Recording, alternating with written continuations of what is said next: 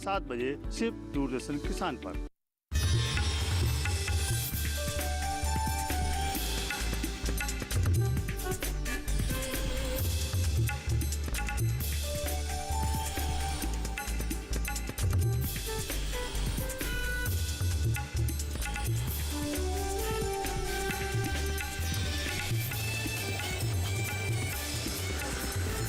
DD किसान, बदलते भारत की शान।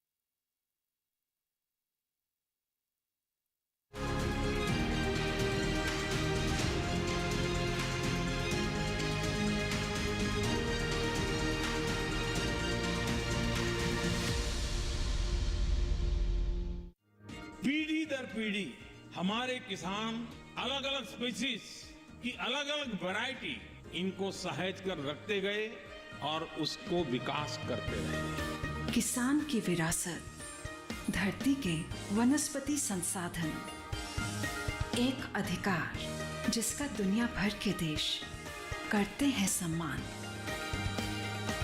आज भारत उन अधिकारों को दे रहा है नए मुकाम, ताकि और बढ़े किसानों की वंशागत किस्मों की पहचान का अभियान।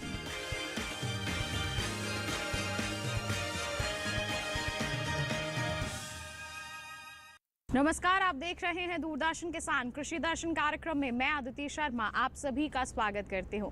हमारे इस कार्यक्रम में कृषि जगत से जुड़ी अहम जानकारियां हम आप तक पहुंचाते हैं। हमेशा की तरह आज भी हम आपके लिए लेकर आए हैं हमारे तीनों सेगमेंट्स, विज्ञान और किसान, कृषि, स्टार्टअप और फार्मिंग इंडिया। अब इन तीनों सेगमेंट्स के माध्यम से क्या कुछ जानकारियां हम आप तक पहुँचाने वाले हैं, आइए जानने के लिए शुरुआत करते हैं आज के एपिसोड की। हमारे किसान भाई बहन यानी कि आप लोग ठंडे जल में किस तरह से मछली पालन कर सकते हैं, कब कर सकते हैं, कौन सी सावधानियां बरत सकते हैं, इसके बारे में विस्तार से जानकारी दी जा रही है कृषि भवन के डीडी किसान स्टूडियो से। मत्स्य पालन विभाग की FRIO पूनम रानी जी ने कुछ जानकारियां साझा की हैं, आइए आपको दिखाते हैं। प्रधानमंत्री मत्स्य संपदा योजना है। इस योजना के तहत रेसवे, ब्रूड बैंक, हैचरी, फिंगरलिंग उत्पादन, जल सांस्कृतिक इकाइयाँ, फीड मिल, मत्स्य परिवहन बुनियादी ढांचे, मूल्य वर्धित उत्पादन इकाइयाँ आदि की स्थापना के साथ साथ बुनियादी ढांचों को मजबूत किया जा रहा है और पर्वतीय क्षेत्र में रोजगार के अवसरों को और मछली उत्पादन को बढ़ाने के लिए विभिन्न गतिविधियों के लिए मछुआरों और मछली पालकों को अधिक से अधिक सब्सिडी देकर प्रोत्साहित किया जा रहा है। जैसे कि उत्तर पूर्वी और हिमाचल में 90% केंद्रीय हिस्सेदारी होती है और 10% राज्य की हिस्सेदारी होती है। केंद्र शासित प्रदेशों में, जो कि विधानमंडल के साथ है और विधानमंडल के बगैर है, वहाँ 100% केंद्रीय शेयर दिया जाता है। अब इसके लाभार्थी कौन हैं? मछुआरे होते हैं, मछली किसान होते हैं, मछली श्रमिक और मछली विक्रेता होते हैं, मछली विकास निगम होता है, मछली पालन क्षेत्र और स्वयं सहायता समूह, मत्स्य पालन सहकारी समितियां होती हैं, मत्स्य पालन संघ है, उद्यमी और निजी फार्म है, मछली किसान उत्पादक संगठन या कंपनियां होती हैं, अनुसूचित जाति, अनुसूचित जनजाति, महिला और दिव्यांग व्यक्तियां।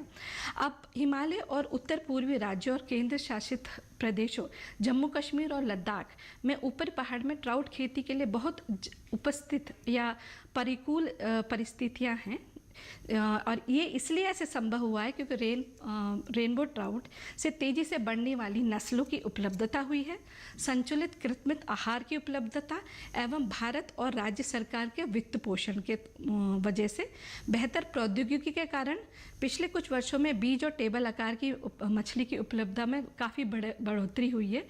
इस मछली की प्रजाति की कीमत तुलनात्मक रूप से अधिक होती है और आजकल इनके बड़े शहरों में इनके बाज़ार भी उपलब्ध है और जिसका अगर हम सरकारी फार्म या उनमें देखा जाए तो उनमें 500 50 से लेकर 600 रुपये तक का मिलता है।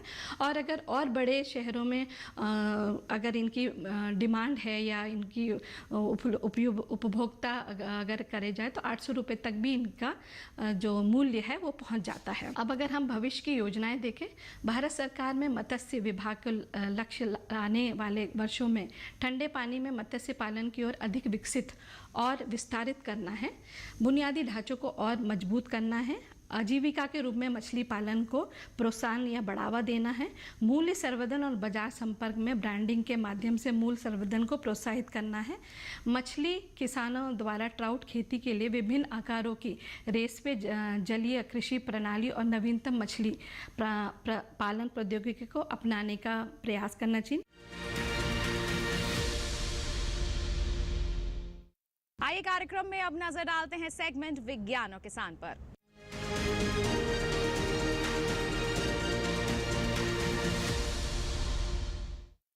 दिल्ली स्थित कृषि भवन में पीएम किसान एआई चैटबॉट यानी किसान ई मित्र का शुभ आरंभ किया गया। क्या कुछ खास रहा इस दौरान, दिखाते हैं आपको हमारे सेगमेंट में।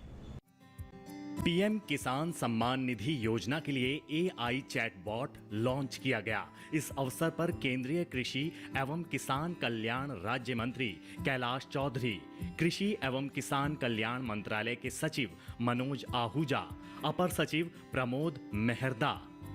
गौरतलब है कि एआई चैटबॉट का लॉन्च पीएम किसान योजना की दक्षता और पहुंच बढ़ाने और किसानों को उनके प्रश्नों का त्वरित, स्पष्ट और सटीक उत्तर प्रदान करने की दिशा में एक महत्वपूर्ण कदम है। एआई चैटबॉट को लॉन्च केंद्रीय कृषि और किसान कल्याण राज्य मंत्री कैलाश चौधरी ने किया। इस अवसर पर कैलाश चौधरी ने कहा, आज किसानों के लिए बहुत ही खुशी का पल है कि किसान टेक्नोलॉजी के साथ जुड़ रहा है और ई किसान मित्र चैटबॉट के माध्यम से किसान की किसान सम्मान निधि के तौर पर अगर किसी प्रकार की समस्या है तो वो अपने इस पोर्टल के माध्यम से अगर पूछता है तो उसको तुरंत उसको उसी समय जवाब मिल जाएगी कि उसके कहाँ पर किसान सम्मान निधि में समस्या आ रही है और क्यों उसको नहीं मिल रही है और उसका समाधान कैसे होगा, उसकी सारा वो बोल कर बताएगा। और इस ई मित्र जो इसमें ये किसान मित्र जो चैटबॉट है ये विभिन्न भाषाओं के अंदर जवाब देगा। जिस भाषा के अंदर किसान जवाब पूछेगा उसी जवाब में उसको उत्तर मिलेगा। और ये अभी हमारे 5 भाषाओं के अंदर इसको रिलीज़ किया है और आगे जाकर हम 22 भाषाओं के अंदर इसको लेके जाएंगे ताकि और भविष्य में किसानों के संबंध में जो भी अन्य समस्याएं हैं उनका भी समाधान किस तरह से इसके साथ जुड़े। इसको लेकर आज ये इस देश में पहली बार इस तरह का एक जो प्रारंभ किया गया है चैटबॉट। और ये निश्चित रूप से मैं कह सकता हूँ कि प्रधानमंत्री नरेंद्र मोदी जी जब हमेशा कहते हैं एक गुड गवर्नेंस के लिए और जिस तरह से टेक्नोलॉजी की अगर बात करते हैं तो ये टेक्नोलॉजी किसान तक कैसे पहुँचे और किसान को उसकी सुविधा कैसे मिले, तो इस तरह से ये आज मुझे बहुत ही बताते हुए खुशी है कि हमारे आदरणीय मंत्री जी नरेंद्र सिंह जी तोमर साहब इसको लेकर हमेशा चिंतित रहते हैं कि किसानों को ज़्यादा से ज़्यादा टेक्नोलॉजी दे। प्रधानमंत्री जी भी चाहते हैं, तो आज ये एक बड़ा कदम उठाया गया है। और निश्चित रूप से मैं कह सकता हूँ कि किसान अब इस पोर्टल के माध्यम से अपनी किसान सम्मान निधि के संबंध में कोई भी समस्या है तो वो तुरंत इसके ऊपर अपनी ही भाषा में बोलकर वो उस पोर्टल से उत्तर प्राप्त कर सकता है। और ऐसी टेक्नोलॉजी के माध्यम से ही आने वाले समय में किसान निश्चित रूप से देश का आत्मनिर्भर बनेगा और किसानों को बहुत बड़ा ये पोर्टल लाभ देने वाला है। अपने अपने पोर्टल की अपनी अपनी अलग विशेषताएं हैं और क्योंकि जितने भी पोर्टल बने वो अपने अपने सेक्टर के अलग बने हैं। जो हॉर्टिकल्चर में काम कर अगर उसको आवश्यकता है तो वो हॉर्टिकल्चर का पोर्टल पहले बनाया अपने विभाग ने। ऐसे ही अगर किसान सम्मान निधि के तौर पर भी पहले जो बना हुआ था तो वैसा पहले भी बना था। और भी जिस तरह से अलग अलग फसल बीमा का भी बना है, अलग अलग स्कीमों के सारे पहले बने, लेकिन अब हम इसको जाके इंटीग्रेटेड करके कैसे बने और उसमें किसान को पहले तो उसको पूछना पड़ता था, उसके बाद उसका रिप्लाई आता था, जवाब कैसे मिलता था बाद में दिया जाता था। लेकिन इसमें एट ए टाइम वह किसान जिस भाषा के अंदर पूछेगा उसी में एट ए टाइम उसको उसी के अंदर जवाब मिला। तो ये था सेगमेंट विज्ञान और किसान। इसी के साथ कार्यक्रम में वक्त एक छोटे से ब्रेक का। आप कहीं मत जाइए, देखते रहिए हमारा कार्यक्रम कृषि दर्शन और बने रहिए दूरदर्शन किसान पर।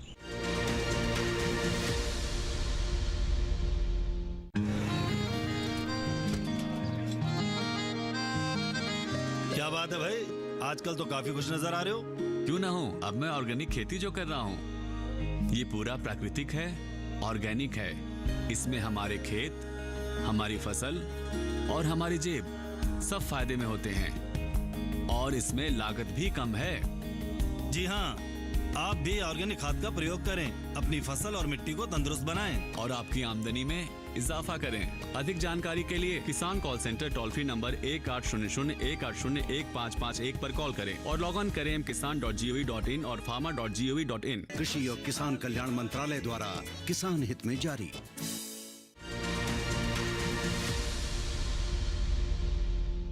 ब्रेक के बाद दूरदर्शन किसान के कार्यक्रम कृषि दर्शन में आप सभी का फिर से स्वागत।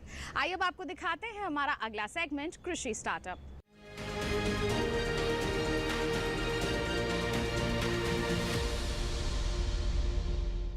हमारे सेगमेंट में देश के सफल किसानों से हम आपकी मुलाकात करवाते हैं ताकि आप भी उनसे प्रेरित हो सकें, अपनी खेती किसानी को उन्नत बना सकें।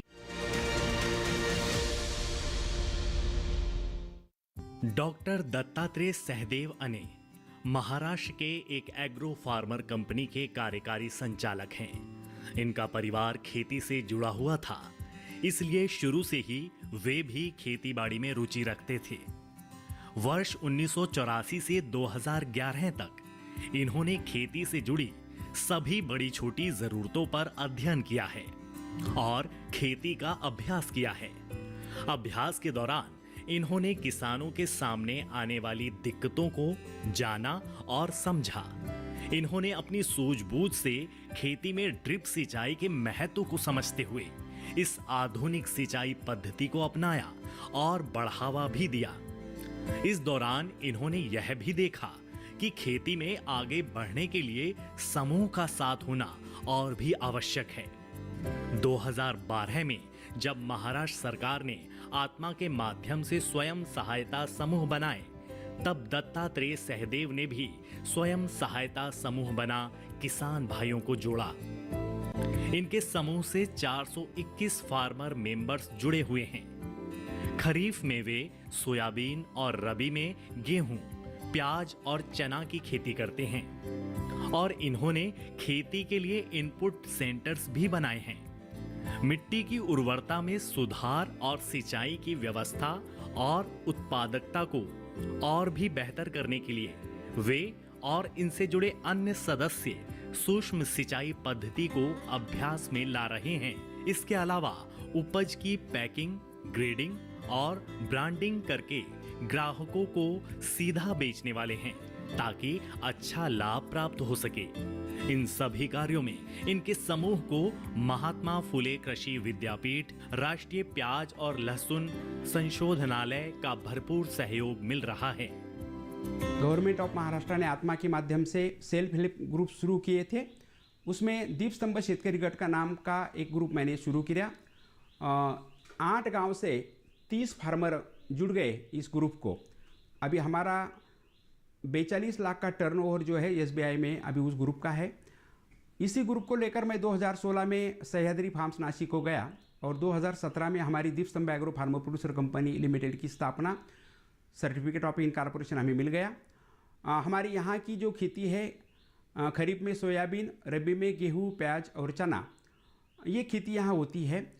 इसी क्रॉप पर काम करने के लिए जो बेसिक रिक्वायरमेंट है उसके लिए हमने नेशनल फूड सिक्योरिटी मिशन के माध्यम से 250 टन का हमें जो मंजूर मिला था गोदाम, वो गोदाम हमने सब संचालक, मेरे साथ 9 संचालक काम कर रहे हैं। 40 लाख का हमारा ऑथोराइज कैपिटल है कंपनी का, 35 लाख का पेड अप कैपिटल हो गया है, शेयर्स हमने डिस्ट्रीब्यूट किए हैं। 421 फार्मर हमें जुड़े हुए हैं जो हमारे फार्मर मेंबर है। तो पहले हमने ये गोडाउन तैयार किया 340 मीट्रिक टन का। वो गोडाउन तैयार होने की वजह से अभी प्रोक्यूरमेंट करने के लिए हमें जगह मिल गई। वहाँ हमने एक इनपुट सेंटर भी चालू कर दिया है। वहाँ से हम इनपुट्स सभी फार्मर को देते हैं। अभी सोयाबीन के ऊपर हम काम कर रहे हैं। सोयाबीन के लिए हमने यहाँ हमारे पास जो महात्मा फुले कृषि विद्यापीठ है, उनसे सीड डिपार्टमेंट से एमओयू किया है और वहाँ से ब्रीडर सीड हमें मिलता है, वो हमारे फार्मर मेंबर को हम देते हैं। उसका फाउंडेशन सर्टिफाइड ट्रूथफुल सीड बनाते हैं और सभी फार्मर को ये बियाने के पुरवठा करता है और ऑल ओवर महाराष्ट्र भी हम उसका सेल करते हैं। हमारा वैल्यू एडिशन उसकी वजह से हो गया। लेकिन खेती के सामने और भी दिक्कतें आ गई, इसीलिए सभी संचालकों से बात करके अभी इस नतीजे पर हम आ गए हैं कि गवर्नमेंट ऑफ महाराष्ट्र का कृषि विभाग जो एग्रीकल्चर डिपार्टमेंट है, उन्होंने सेंट्रल गवर्नमेंट के सहयोग से डॉक्टर पंजाबराव देशमुख कृषि मिशन जैविक खेती मिशन शुरू कर दी है। इस साल से ये शुरू होने जा रही है।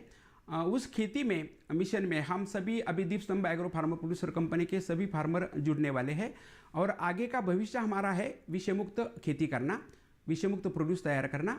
और इसी माध्यम से हम अभी सभी हमें जो जुड़े हुए फार्मर से उन फार्मर का सॉइल फर्टिलिटी इंप्रूव करने वाले हैं। पानी की जो उत्पादकता है उसकी बढ़ाने के लिए माइक्रो इरिगेशन का इस्तेमाल के ऊपर हम काम कर रहे हैं।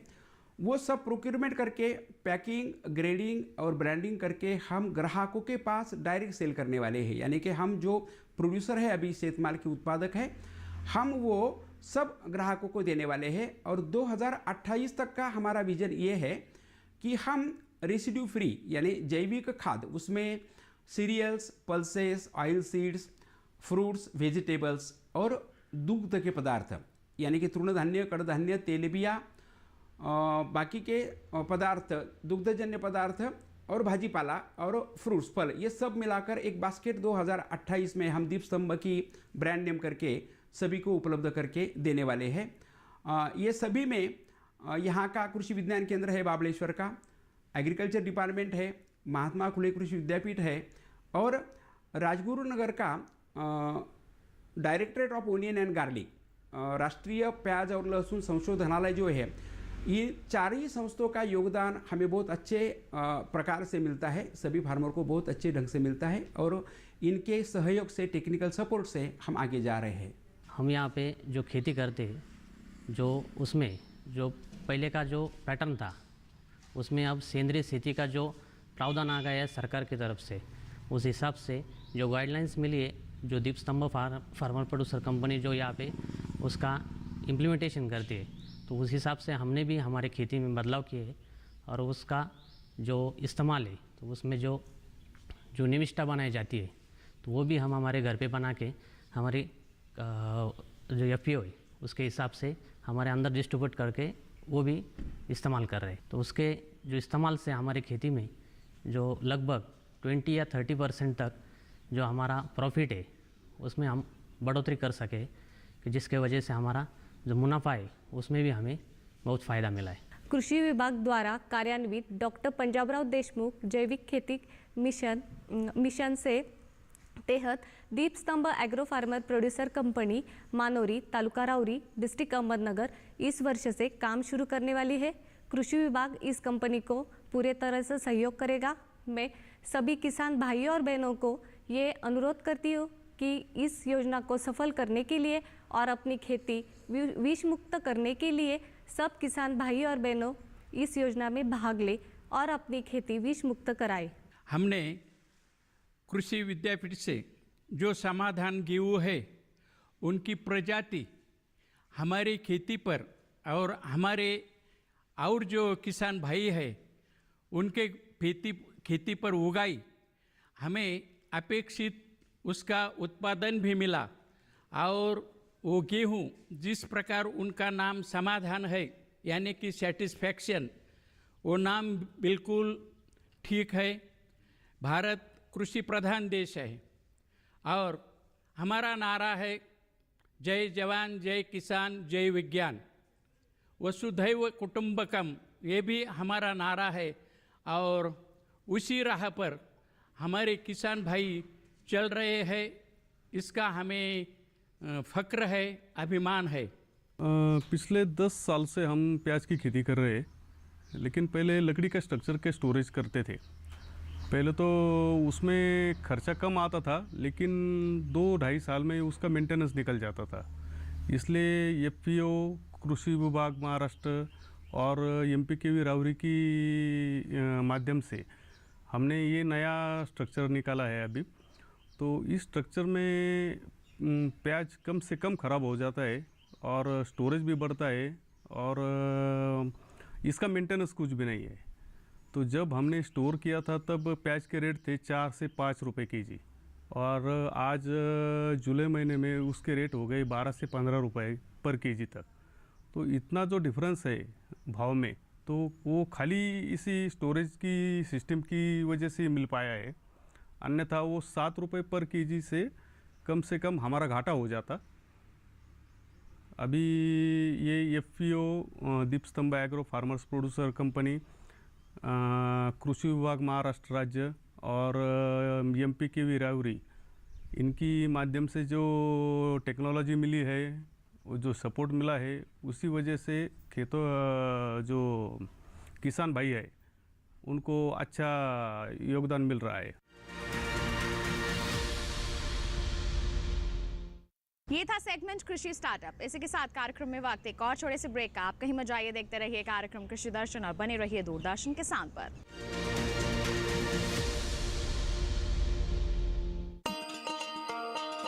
किसान भाइयों गांठ बांध लो, गांठ बांध लो, बात बहुत है काम की, समृद्धि के पैगाम की। मिट्टी के मिजाज को समझो, मिट्टी के हर राज को समझो, मिट्टी की तुम जांच कराओ, मुफ्त सॉइल हेल्थ कार्ड ले जाओ। कभी मुनासिब बीज लगाओ, सही किस्म की खाद ले आओ, जितनी जरूरी उतनी डालो, सही मात्रा खुद पहचानो, इसको अपना मंत्र बना लो, मिट्टी की सेहत को जानो।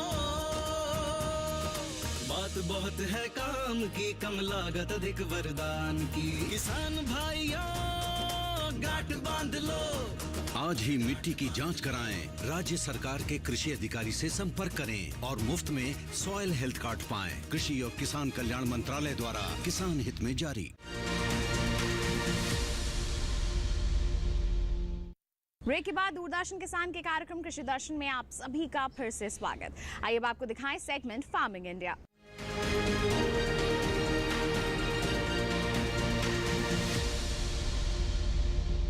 फार्मिंग इंडिया में आज बात करेंगे राष्ट्रीय बांस मिशन के बारे में। बहुत ही अच्छी सोच के साथ इस मिशन की शुरुआत की गई है। देश में बांस की खेती को बढ़ावा दिया जा सके, यही उद्देश्य है इस मिशन का। क्या कुछ खास प्रावधान है इसके तहत, आइए आपको बताते हैं।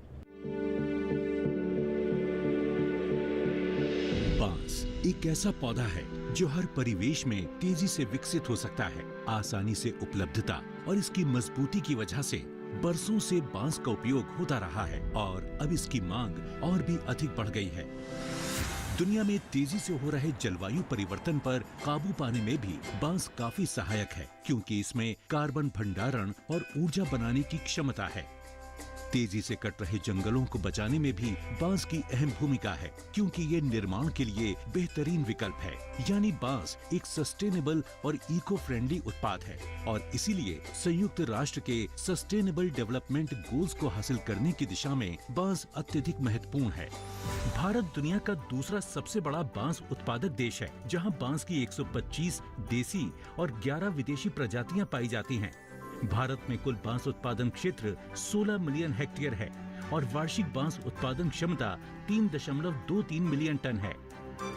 यूं तो बांस भारत में लगभग हर इलाके में पाया जाता है, लेकिन इसके कुल उत्पादन क्षेत्र का 40% हिस्सा मध्य प्रदेश, अरुणाचल प्रदेश, महाराष्ट्र, ओडिशा और असम में है। देश में 20 लाख से अधिक कारीगर बांस के विभिन्न उत्पाद बनाकर अपनी आजीविका चला रहे हैं। बांस उद्योग में अभूतपूर्व विकास की क्षमता है, जहां 2018-19 में भारत अपनी जरूरत को पूरा करने के लिए बांस का आयात करता था, वहीं 2019-20 में हम विदेशों में भी बांस का निर्यात करने लगे। 2021-22 में भारत ने 630 करोड़ रुपए का निर्यात किया। बांस उद्योग में असीम संभावनाओं को समझते हुए भारत सरकार बांस के उत्पादन को बढ़ावा देने के लिए व्यापक स्तर पर कार्य कर रही है। बांस को एक स्वच्छ, स्थायी और टिकाऊ विकल्प के रूप में बढ़ावा देने के लिए भारत सरकार ने 2017-18 में इंडियन फॉरेस्ट एक्ट में संशोधन करके गैर वन क्षेत्रों में उगाए जाने वाले बांस को पेड़ की श्रेणी से हटा दिया, जिससे किसान अब इसे आसानी से अपनी खेतीहर जमीन पर उगा सकते हैं। साथ ही जंगलों के बाहर उगाए जाने वाले बांस की कटाई और परिवहन से भी प्रतिबंध हटा दिए गए हैं। वहीं बांस उत्पादन क्षेत्र को सुव्यवस्थित करने के लिए राष्ट्रीय बांस मिशन को 2018-19 में पुनर्गठित करके नया रूप दिया गया, जो कि गैर वन क्षेत्रों में बांस उत्पादन को बढ़ावा देने, उद्योगों को बेहतर कच्चे माल की उपलब्धता सुनिश्चित कराने, फसल कटाई उपरांत कुशल प्रबंधन के लिए प्राथमिक प्रसंस्करण इकाइयों जैसे बुनियादी ढांचे और नई तकनीकों के विकास और बाजार उपलब्ध कराने के लिए तेजी से कार्य कर रहा है। जहां एक ओर पारंपरिक उत्पादों में बांस का इस्तेमाल हो रहा है, वहीं स्थायी विकास के तहत बांस का इस्तेमाल नए जमाने की मॉडर्न इमारतों, दफ्तरों, प्रीमियम फर्नीचर, बैम्बू फैब्रिक, कागज के उत्पादन इत्यादि में किया जा रहा है। साथ ही बांस का उपयोग बायोफ्यूल बनाने में भी हो रहा है, जो कि पेट्रोलियम का बेहतरीन विकल्प है। राष्ट्रीय बांस मिशन का लाभ लेने वाले एक उद्यमी हैं उत्तराखंड के रहने वाले जयपाई नूली, जिन्होंने योजना के तहत सब्सिडी लेकर जापानी तकनीक से चॉपस्टिक बनाने का एक प्रोसेसिंग यूनिट खोला है। इस यूनिट से ये अन्य लोगों को भी रोजगार दे रहे हैं। राष्ट्रीय बैम्बू मिशन से जो हमें अनुदान मिला है, उससे हमने मशीनें खरीदी, सेटअप लगाया है और हम लोग उसमें आत्मनिर्भर बने हैं। इसी तरह बंगलुरु के रहने वाले परमेश्वरन कृष्णा अय्यर ने राष्ट्रीय बांस मिशन के सहयोग से आधुनिक प्रोसेसिंग तकनीकों को अपनाकर अपने बांस उद्यम को विकसित किया है। With the help of National Bamboo Mission, we mechanizing each and every process from bamboo unloading to treatment to furniture making process. किसानों की आय में वृद्धि हो, इसी मिशन के सृजन की दिशा में महत्वपूर्ण भूमिका निभा रहा है बांस उद्योग, जिसके माध्यम से देश के कोने कोने से लोग आमदनी के इस नए विकल्प से जुड़ रहे हैं। वहीं बांस स्थायी विकास में भी अत्यधिक अहम है, जिसे बढ़ावा देकर भारत विश्व की ग्लोबल वार्मिंग की चुनौतियों से लड़ने में महत्वपूर्ण भूमिका निभाते हुए एक बेहतर भविष्य का निर्माण कर रहा है।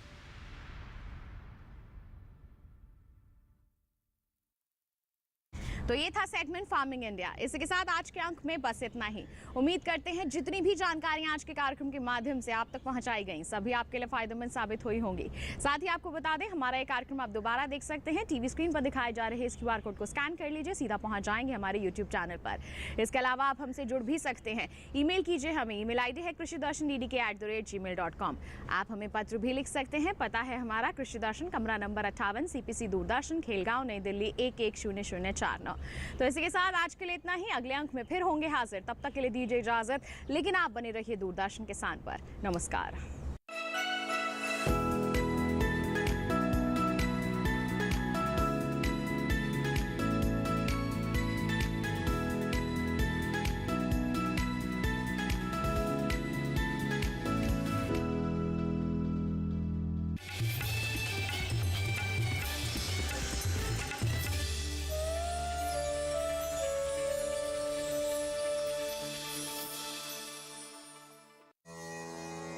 विंटर गार्डन की तैयारी में